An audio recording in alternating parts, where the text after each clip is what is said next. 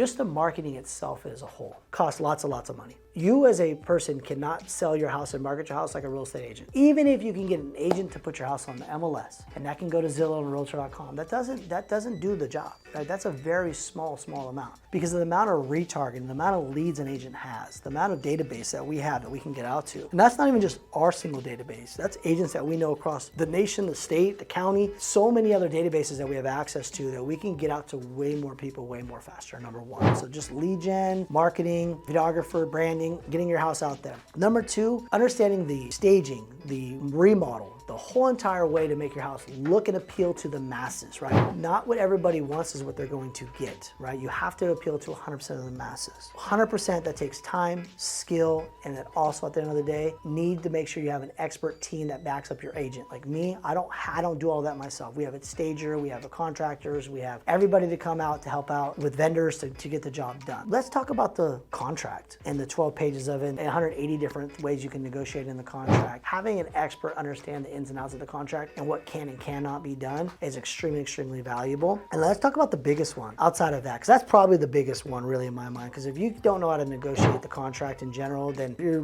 leaving yourself wide open. But the first one, negotiating and leveraging and getting multiple offers on the table and being able to allow yourself to maximize your full potential. These are the major reasons why you hire an agent. And I could go on and on forever, but this is a quick short little video on live, so I'm not going to do that today. Promise you, hire an agent, whether it's us or somebody else. Please do your due diligence, shop around for your agents, see what they've done in the past, see what kind of knowledge they have, and always ask them, how many sales have you done? How many sales have you done in the area? What kind of negotiation skills can you do?